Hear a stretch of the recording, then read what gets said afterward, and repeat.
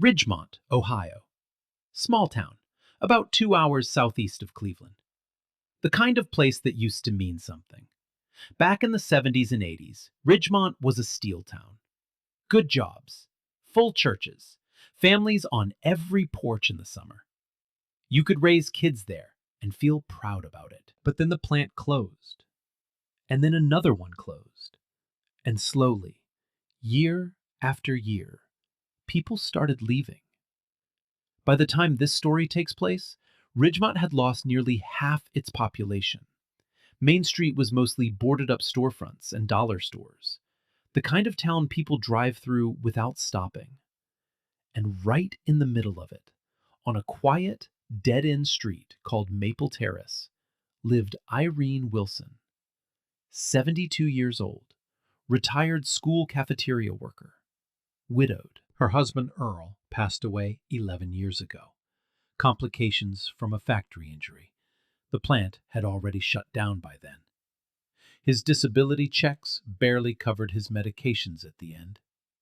Irene held his hand in that hospital room and promised him she'd be okay. She kept that promise. Mostly. Irene lived alone in the same small two-bedroom house Earl bought in 1979. He built the back porch himself, his hands, his lumber, his weekends. She never changed a thing about it. Every morning, Irene was up by 5:15. Not because she had to be, just because that's who she was. She'd make coffee in the same percolator she'd had since 1989. She'd feed the 2 stray cats who showed up on her porch years ago. She named them Bishop and Deacon. Then she'd sit at the kitchen table, read her devotional, and talk to Earl's photo on the mantel. "Storm's coming, baby," she told him that week. "Big one this time." Now let me tell you about Irene's situation, because it matters. She lived on a Social Security check, $1,143 a month. That's it. That was everything. Her roof had been leaking since last spring. She had 3 buckets lined up in the attic to catch the drips. Every time it rained, she emptied them and put them back. She owed $2,200 on a medical bill from a fall last October. Slipped on the front steps. Bruised her hip bad. Went to the ER because she couldn't stand up. The bill came 3 weeks later, and she put it in a drawer because looking at it made her chest tight. Her furnace broke in November. The repair estimate was more than she could afford. So she heated the house with a kerosene space heater and the oven, door cracked open, low heat running all night. She wore 2 sweaters and a quilt to bed most nights. She taped plastic sheeting over every window to keep the drafts out. The tape was peeling in the kitchen. She kept pressing it back down. But here's what you need to understand about Irene.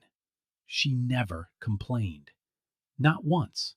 Not to her neighbor Patrice, not to the Fletcher family down the street, not to anyone.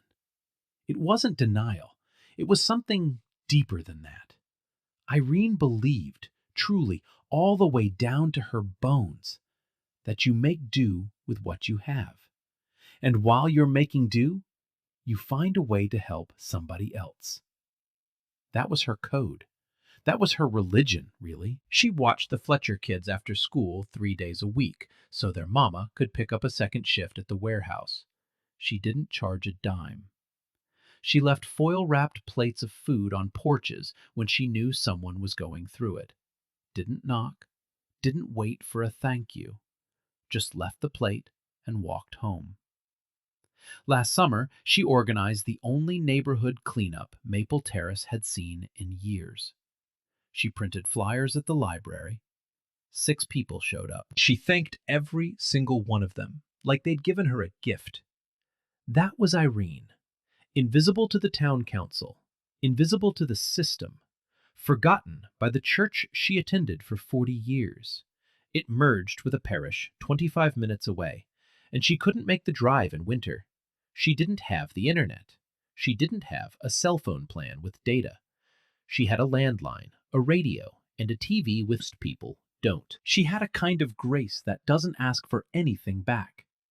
She told the Fletcher kids once, while they were eating peanut butter sandwiches at her table, "You don't have to have a lot to give a lot."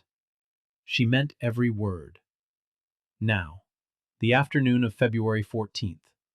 The sky went dark at 3 in the afternoon. Snow started falling by 4. Heavy. Fast. The radio said the interstate was closing. Blizzard warning through the night. Wind chill dropping below -20. Irene moved through the house with quiet purpose. She filled every pot and pan with water, just in case the pipes froze. She checked the kerosene. She stacked extra blankets on the couch. And then she did something small, something she couldn't explain later. She walked to the hallway closet, pulled out Earl's old hunting coat, brown canvas, wool-lined, still smelled like him after all these years. She laid it across the arm of the couch. "Just in case somebody needs it," she whispered. She didn't know why she said it. She would understand by morning. Now, here's where the night takes a turn nobody, especially Irene, could have predicted. By 7 o'clock, Ridgemont was buried. Snow came down so thick you couldn't see the house across the street. Wind was screaming through the power lines, trees cracking under the weight of ice. Then the power went out. The whole east side of town went dark, just like that. No streetlights, no porch lights, nothing. Irene's block went silent. She lit 2 candles, set one in the kitchen window, set one on the mantel next to Earl's photo, turned the kerosene heater up as high as it would go. The temperature outside was 22 below zero, wind chill pushing it even further down, the kind of cold that hurts your lungs when you breathe. Irene pulled her quilt tighter around her shoulders and sat in the recliner. The house creaked and groaned against the wind like it was trying to hold itself together. She was alone, and it was going to be a long night. But 5 miles north of Ridgemont, on Highway 44, 5 men were fighting for their lives. They were Hell's Angels, on 5 Harleys, heading south for a memorial ride. They were honoring a fallen brother, a man who'd ridden with them for over 20 years, died of cancer last spring. Every year since, they made this ride. Same route, same weekend. It was sacred to them. The leader of the group was a big man, 56 years old, silver beard, broad shoulders, wrap-around glasses, hands like catcher's mitts. His name was Garrett. Riding behind him were Colton, Danny, and 2 others. 5 men, 5 machines, miles of empty highway. The storm came in faster than anyone expected. The forecast said snow after midnight, but by 6:30, visibility was already down to nothing. The road turned into a sheet of black ice. Garrett's bike went down first. The front tire caught a patch of ice, and the Harley slid sideways, 800 pounds of metal skidding across frozen asphalt. He went down hard, rolled twice, got up slow. The others stopped. 2 of the bikes wouldn't restart in the cold. Engines flooded, batteries drained. Colton, the youngest in the group, mid-20s, caught road rash through his jacket. A deep gash ran from his elbow to his wrist, blood soaking through the leather. His arm was going numb. They were stranded. No cell signal. Towers were down from the ice. The GPS showed one town nearby, Ridgemont, 4.8 miles south. Garrett made the call. "We walk, push what we can, leave the rest."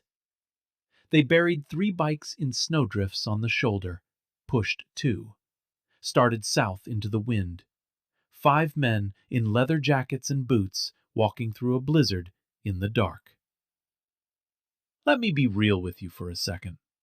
Hypothermia in conditions like that? It sets in fast. 30 minutes, maybe less, for exposed skin. These men were wet. Colton was bleeding. The wind was cutting straight through the leather like it wasn't even there. Every step was a fight. Garrett kept them moving. He walked at the front, kept turning around, counting heads. Nobody sits down, he told them. Nobody stops. You stop, you die. It took them almost 2 hours to reach the edge of Maple Terrace. When they got there, every house was dark, either empty or locked up tight, people hiding from the storm behind closed doors. They knocked on the first house. No answer. Knocked on the second. A curtain moved. Then nothing. One of the guys cursed. Colton was shaking so bad he could barely stand. Danny's feet were going white. They were running out of time. Then Garrett saw it.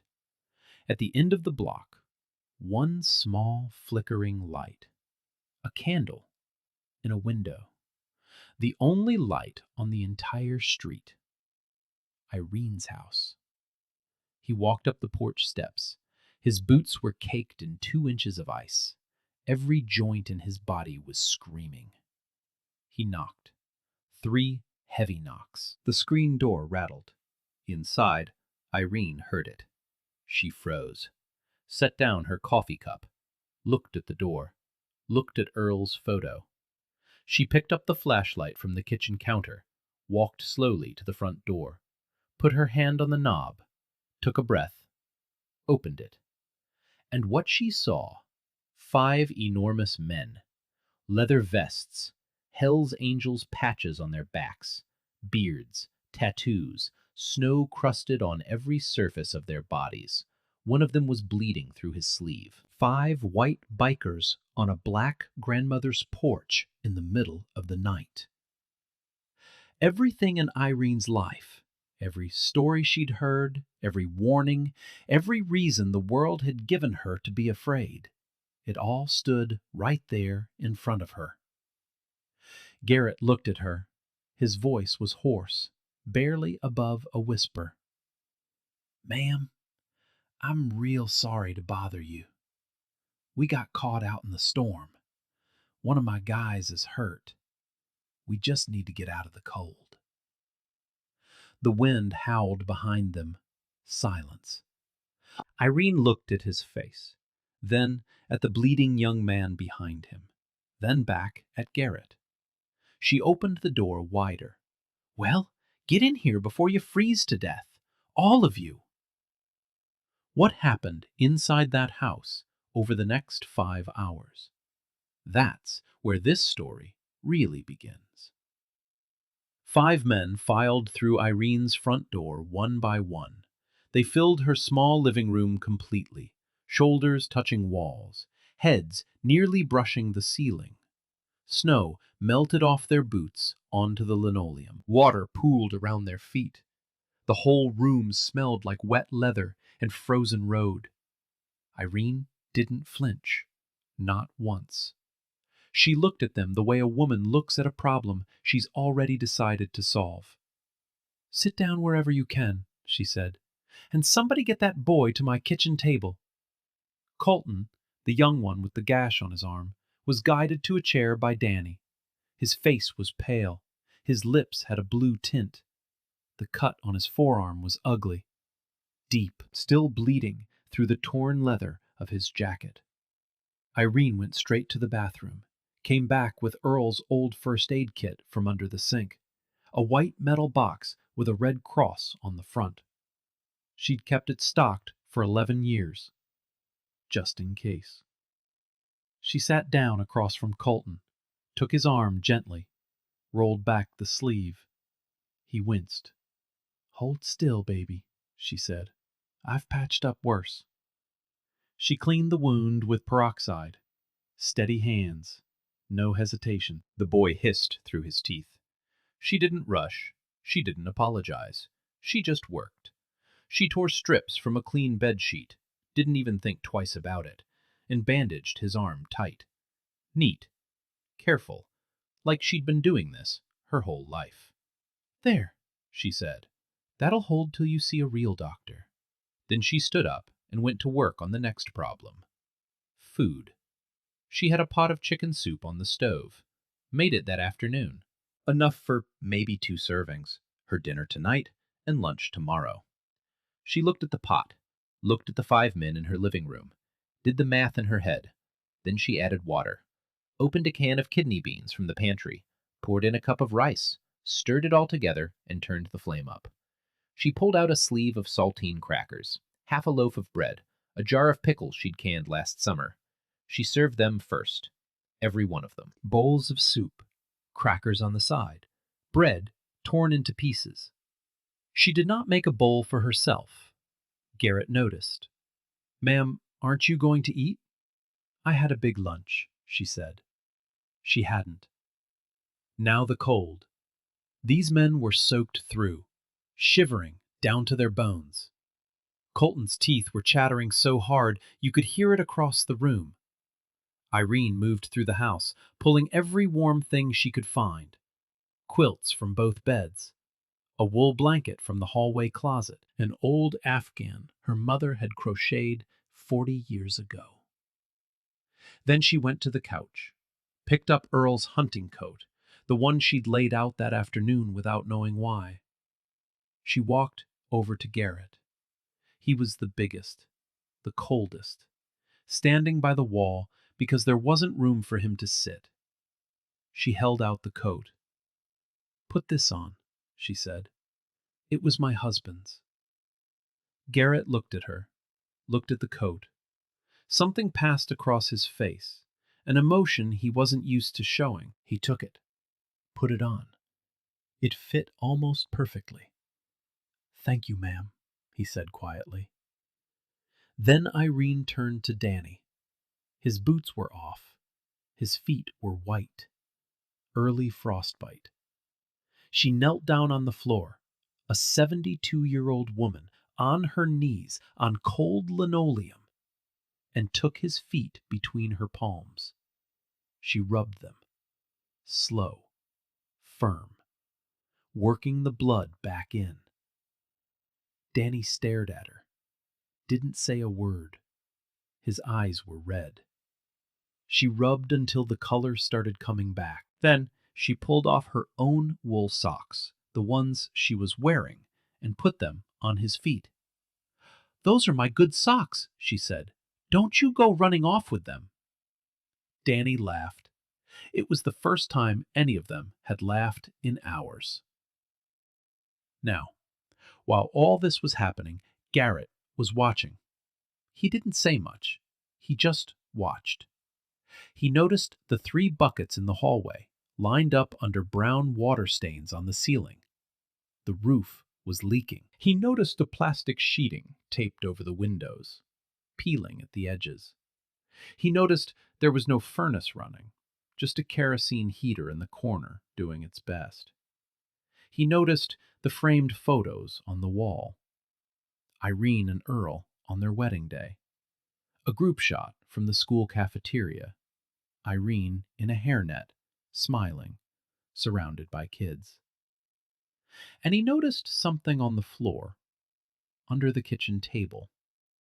A magazine, old, dog-eared, being used to prop up a wobbly table leg. He couldn't read the cover from where he was sitting, but the corner of a face was visible, a headline in bold letters.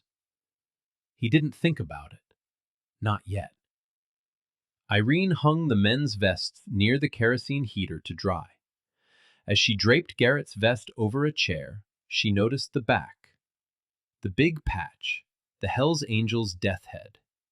She knew what that was. Everybody did. But below it, there was a smaller patch, harder to see.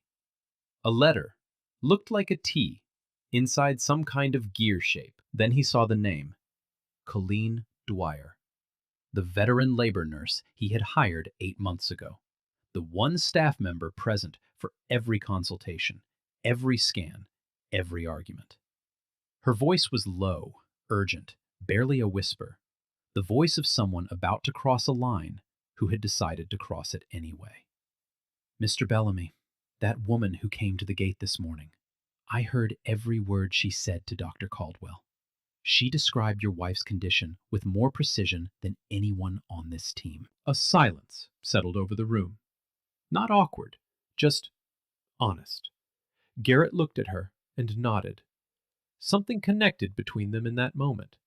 Two people who understood what it meant to keep going after you've lost someone who made the world make sense. Danny showed her a photo on his phone. His daughter, 5 years old, blonde curls, missing a front tooth.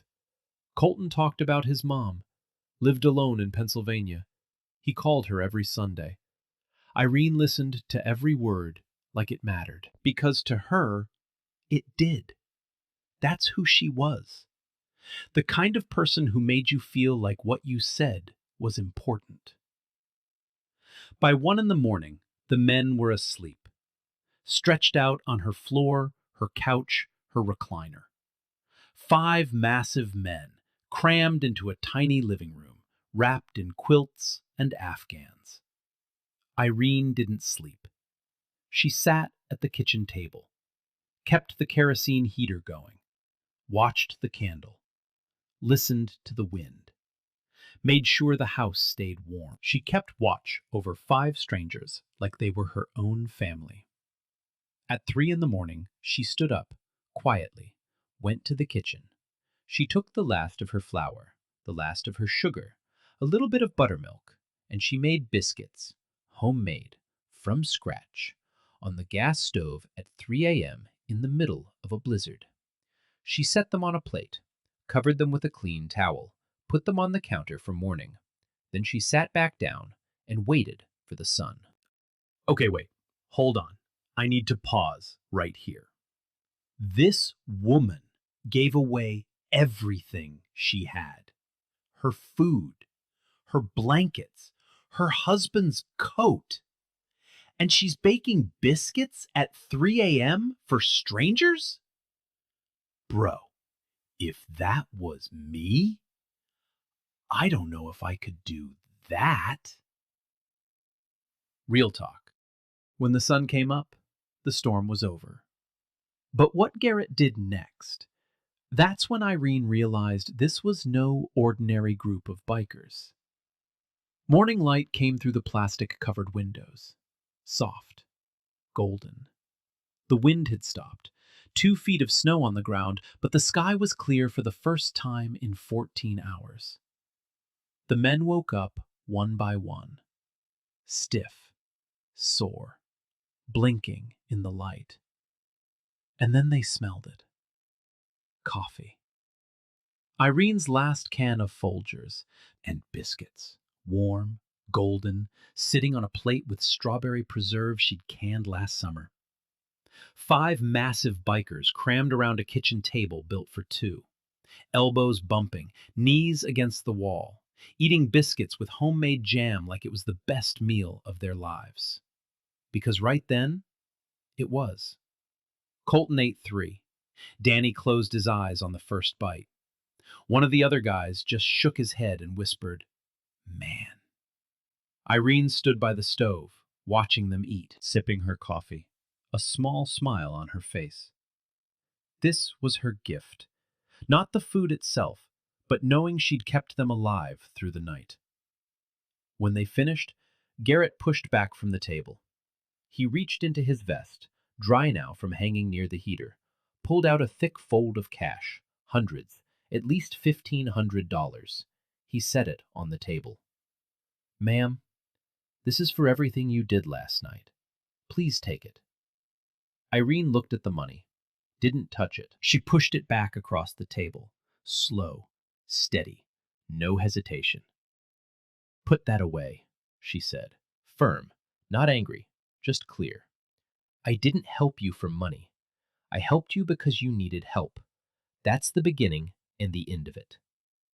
The room went quiet. Garrett stared at her. His eyes got wet. Just for a second.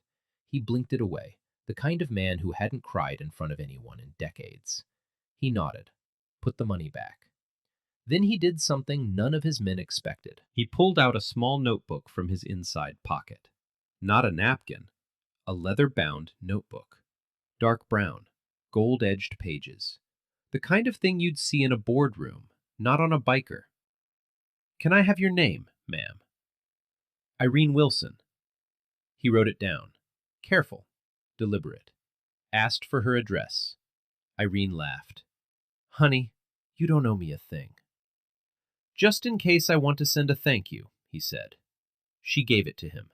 He wrote it down, closed the notebook, slipped it back in his jacket. Before they left, the men did something that surprised her. They helped. Two of them cleared the snow off her porch steps. Garrett salted the walkway with rock salt from a bag by the house. Danny noticed the broken hinge on her screen door, sticking for months, and fixed it with a multi-tool from his pocket.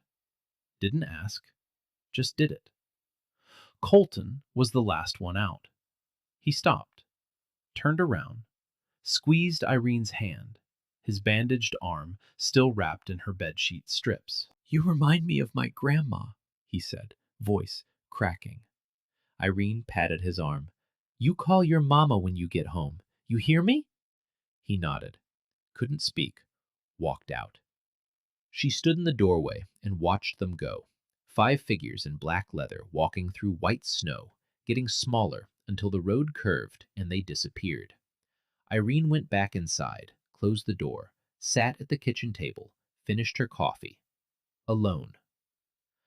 For about 2 weeks, nothing happened, and Irene figured that was the end of the story. She was wrong. Life went back to normal. The pipes survived. The roof still leaked. The buckets went back in the attic. Same routine. Same quiet days. Irene told the Fletcher kids about the bikers over after-school snacks. Their eyes went wide. She laughed about it. 5 big old boys sleeping on my floor, she said. Earl would have had a fit. The kids asked if she was scared. She thought about it for a second. No, she said. They were just cold. That was that. A good story for the kitchen table. Nothing more. Then, strange things started happening. First, a delivery from the hardware store downtown. 2 kerosene heater refills, dropped off right on her porch, already paid for. Irene didn't order them. She called the store. The clerk said someone phoned it in, paid with a credit card over the phone. Wouldn't leave a name. Must be a mistake, Irene said. No, ma'am, the clerk said. They gave your exact address. She let it go. Figured maybe it was someone from church being generous.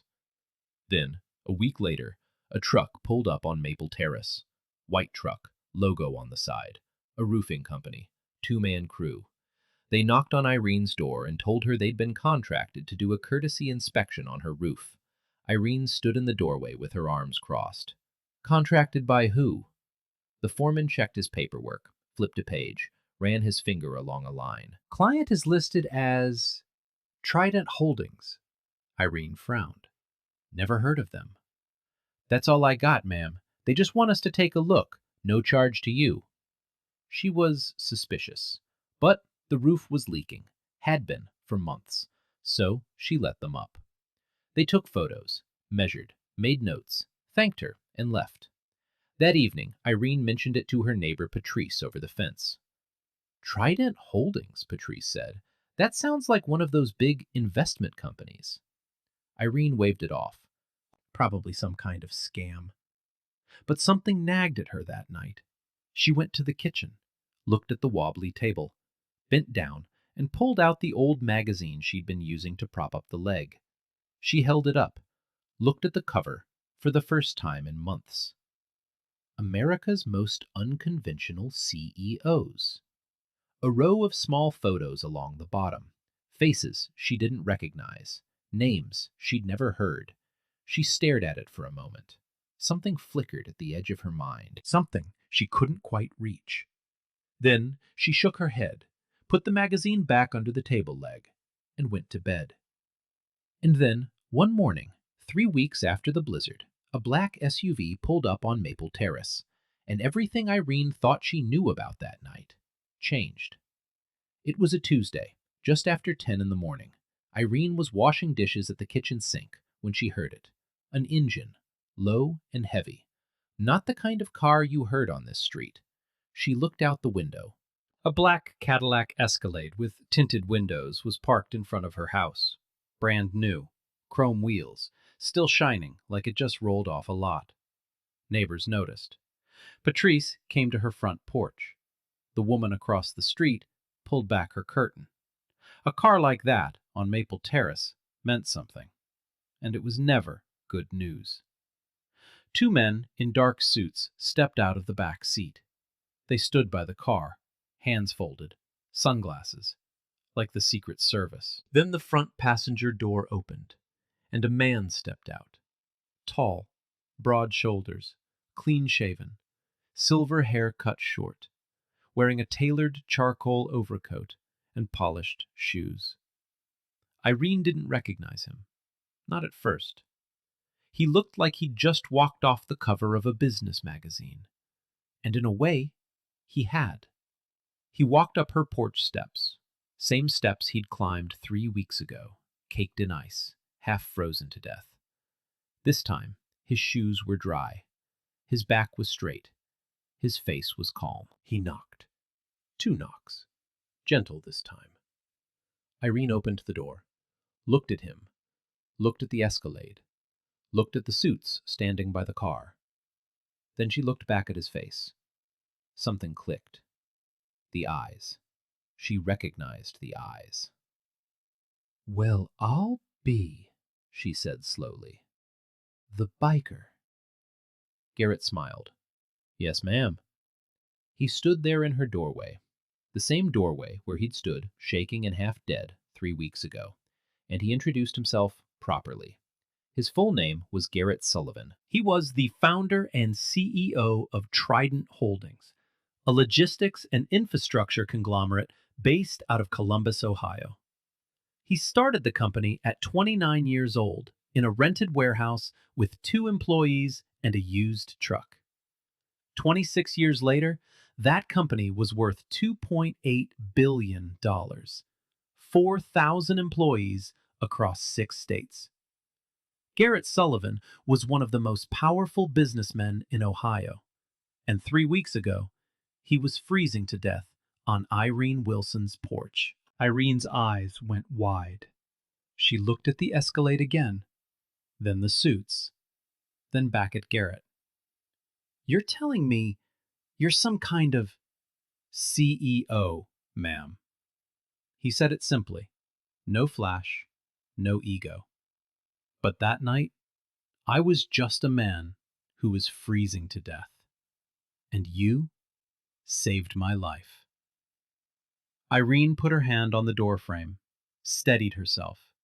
Her mind was racing.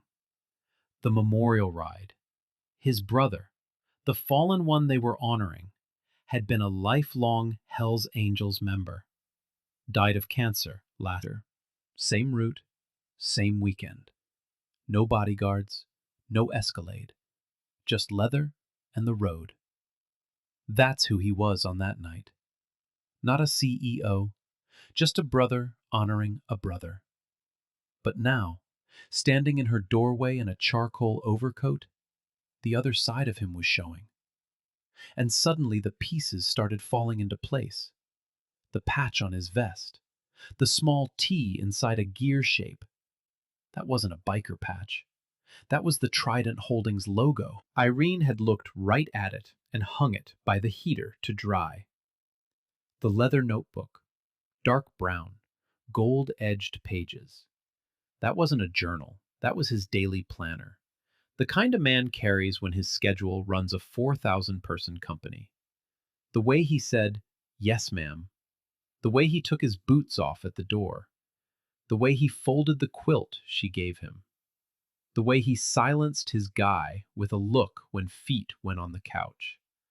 That wasn't just politeness. That was discipline. The habits of a man who ran boardrooms for a living. And the magazine. The one under her kitchen table, propping up the wobbly leg. America's Most Unconventional CEOs. His face was on that cover. She'd been using it to level her table for 6 months. Irene stared at Garrett. Then she started to laugh. Not a polite laugh, a deep, full, surprised laugh. The kind that shakes your whole body. "I used your face to keep my kitchen table from wobbling," she said. Garrett laughed too. Hard. The suits by the car looked at each other, confused. The ice broke completely. But then Garrett got serious. He stepped inside, sat down at her kitchen table. The same chair, the same spot where he'd eaten her biscuits 3 weeks ago. He looked around the room, at the buckets, the plastic windows, the kerosene heater doing the work of a furnace that didn't run. Then he looked at Irene. "Ms. Wilson," he said, "I've sat in boardrooms with people who had every advantage in the world. Money, power, resources, and most of them wouldn't have opened that door." He paused. "You had every reason not to. Every single one. And you didn't just open it. You gave us everything you had." His voice was steady, but his eyes weren't. "I've been thinking about that night every single day since." He leaned forward. "I want to do something, not as a payment, because you made it very clear how you feel about that." Irene almost smiled. "As an investment," he said, "in you, and in this neighborhood." The room was quiet. The heater hummed. The candle on the mantel, still there from that night, flickered once. Irene looked at Earl's photo, then back at Garrett. She didn't say yes. She didn't say no. She said, "I'm listening." What Garrett offered Irene that morning wasn't just generous. It was the kind of thing that changes a whole community's story. He reached into his coat and pulled out a folder, set it on the kitchen table between them. Didn't open it yet. "I'm going to walk you through this one piece at a time," he said. "And I need you to hear the whole thing before you say a word. Can you do that for me?" Irene folded her hands in her lap, nodded once. Garrett opened the folder. "First, this house." He looked around the room. The water stains on the ceiling, the plastic on the windows, the buckets in the hallway. Trident Holdings is going to renovate your home, top to bottom. New roof, new furnace, updated electrical, plumbing, insulation. Every window was replaced. Irene opened her mouth. Garrett held up a hand. "I'm not finished." He looked at her carefully. "We're not tearing anything down. Earl built that back porch. We're not touching it. We're fixing everything around it." Irene's eyes filled. She pressed her lips together, didn't speak, but her chin trembled just slightly. Garrett turned to the second page. "Now, I noticed something about you that night, Miss Wilson, and I've been thinking about it ever since." He paused. "You feed people. That's who you are. You made soup for 5 strangers out of almost nothing. You left plates on your neighbors' porches. You fed those kids after school. Feeding people. That's your thing." Irene said nothing, but her hands tightened in her lap. "2 blocks from here, there's a vacant storefront. Used to be Ridgemont Hardware. Been sitting empty for 3 years." Irene knew the building, passed it every time she walked to the corner store. Dusty windows, faded sign, weeds growing through the sidewalk cracks out front. Trident's charitable foundation is going to convert that building into a community kitchen and meal program. Full commercial kitchen, tables for 40, open 5 days a week. He looked at her. "And you're going to run it." Irene blinked. "Me?" "You. Head of operations, paid position.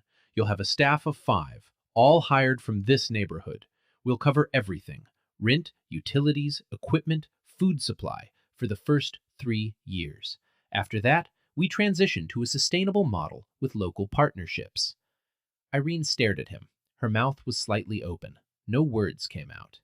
Garrett turned another page. Third, this street. He gestured toward the window. Maple Terrace. Cracked sidewalks, no streetlights on the south end. Kids playing in the road because there was nowhere else. Trident Foundation is putting up a $500,000 block grant for Maple Terrace, specifically sidewalk repair, new streetlights, and a playground right on that empty lot at the end of the block. He let that sit for a moment. The grant will be managed by a community board, local residents making local decisions, and I'd like you to chair it. Irene's hands were shaking now. She pressed them flat against her knees. Garrett turned to the last page. One more thing. He set down his pen. This one was personal. She could see it in his face. Trident is establishing 2 annual college scholarships, $15,000 each, awarded to Ridgemont High School seniors who demonstrate community service. He looked at her. They'll be called the Earl and Irene Wilson Scholarships. That's when Irene broke. Not dramatically, not the way people break in movies. She didn't scream. She didn't fall out of her chair. She just went very, very still. And then the tears came. Slow, quiet, rolling down her cheeks one after another. The kind of tears that come from a place so deep you didn't even know it was there. The tears of a woman who had held everything together. Every bill, every leak, every cold night, every empty chair at the table, for 11 years. Alone, without asking anyone for anything. And someone finally saw her. The room was silent, except for the hum of the kerosene heater. Garrett didn't speak. He just sat there, gave her the space. After a long moment, Irene wiped her face with the back of her hand, took a breath, steadied herself. Then she spoke. Quiet, almost a whisper. You're telling me those kids on this street are going to have a place to play? Garrett nodded. And somebody's going to help them go to college. Yes, ma'am. Because I made soup. Garrett leaned forward. His voice was steady, but his eyes were full. Because you opened the door, Miss Wilson. Another silence, longer this time. Irene looked at Earl's photo on the mantel, looked at it for a long time, like she was telling him something, like she was asking permission. Then she looked back at Garrett. Can I name the kitchen after Earl, too? Garrett didn't hesitate. You can name it whatever you want. Irene reached across the table, small hand, his, twice the size. They shook on it. Then we've got a deal, she said. And for the first time in that conversation, Irene Wilson smiled. Really smiled. The kind of smile that changes the whole shape of a face. The kind that comes from somewhere so real it almost hurts to look at. Garrett smiled back. Outside, the sun hit the snow on Maple Terrace, and the whole street lit up white. But this story doesn't end with Irene. It ripples. 3 months after that morning at the kitchen table, construction crews showed up on Maple Terrace. Trucks, scaffolding, workers in hard hats carrying lumber up Irene's front steps. The roof came off first. The old one, patched, leaking, held together with prayers and buckets. Gone. Replaced with new shingles, new flashing, new gutters. Then the furnace, a real one, installed in the basement. For the first time in over a year, Irene turned a thermostat dial and felt warm air come through the vents. She stood over the vent in the hallway for 5 minutes. Didn't move. Just stood there with her eyes closed. New windows went in, double-paned. No more plastic sheeting. No more tape peeling off in the middle of the night. Electrical, plumbing, insulation in the walls. And the back porch, Earl's porch, stayed exactly where it was. They worked around it, just like Garrett promised. Irene sat on that porch the morning after the renovation finished, coffee in hand, no coat needed inside anymore. She looked out at the street and whispered, "We got a new roof, baby." 6 months later, the Earl and Irene Wilson Community Kitchen opened its doors. The old Ridgemont hardware storefront, dusty windows, faded sign, weeds in the cracks, was gone. In its place stood something alive: fresh paint, warm lighting, tables for 40. A commercial kitchen with steel counters and a 6-burner stove that made Irene's eyes go wide the first time she saw it.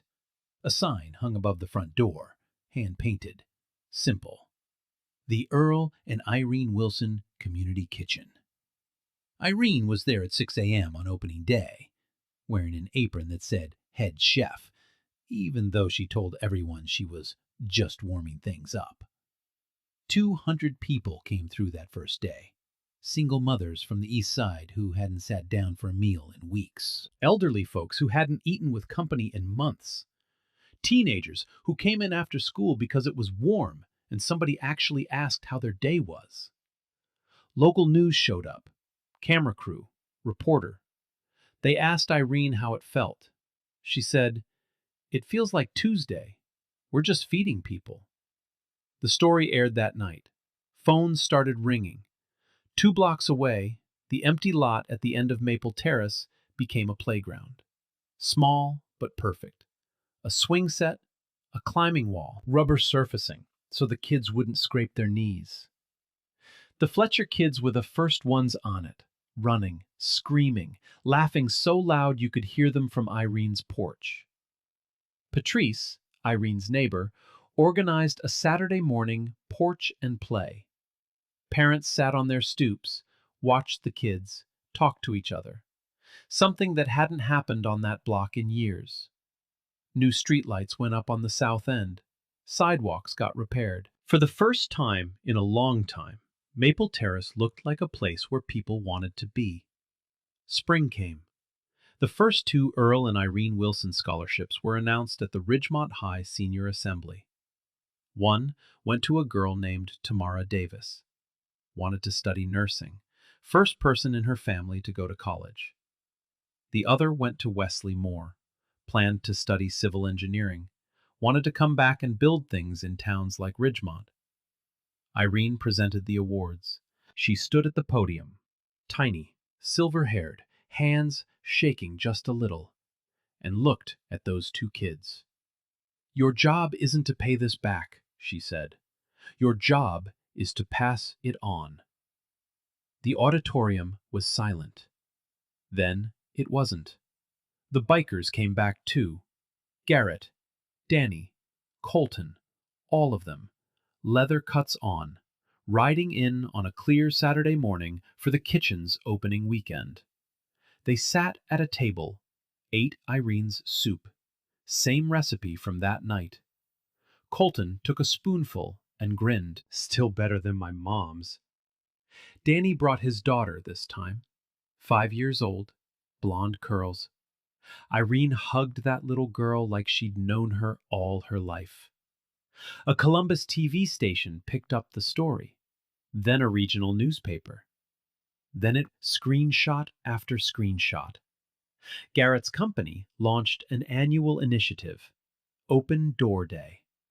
Every year, Trident employees volunteer at community kitchens and shelters across Ohio. Inspired by one woman, one night, one open door. Irene hated the attention. "I didn't do it for cameras," she told Patrice one evening on the porch. Patrice smiled. "I know. That's exactly why they're here." But there's one more moment in this story, and honestly, it's the one that got me. 1 year later, February 14th, same date, same street.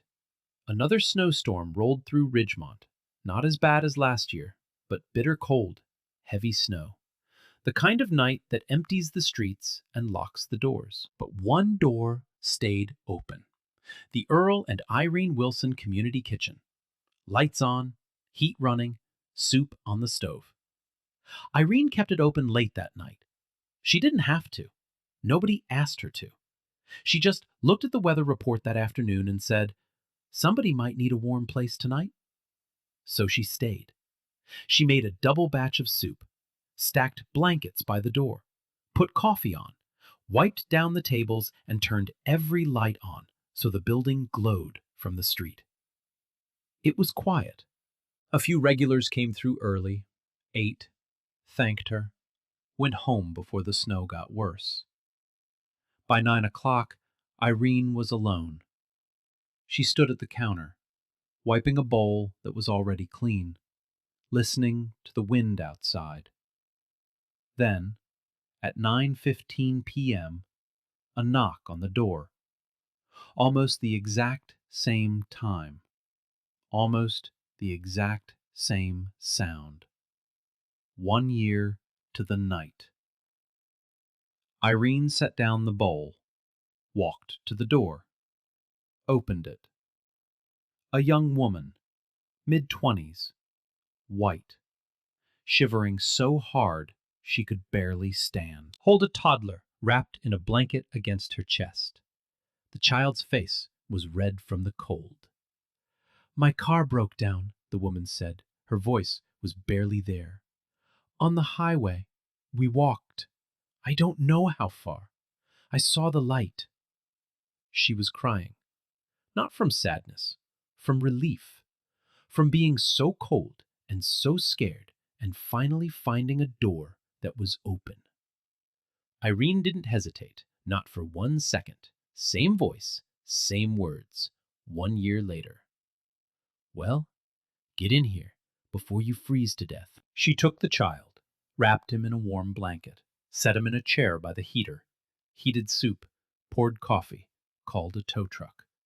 Then she sat across from the young woman, let her cry, let her breathe, let her get warm.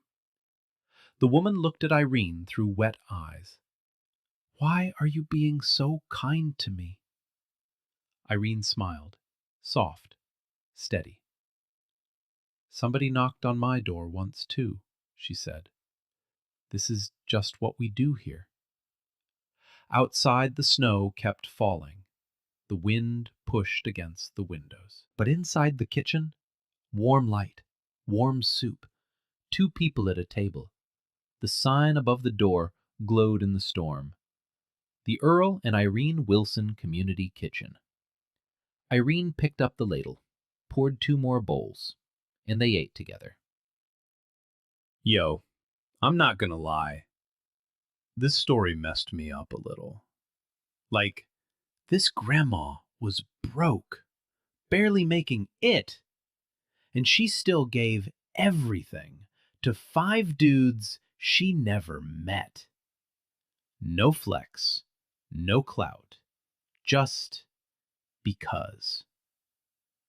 Bro, if that doesn't make you think, I don't know what will. If this one moved you, miss the next one. Because of these stories, they're everywhere. We just have to look.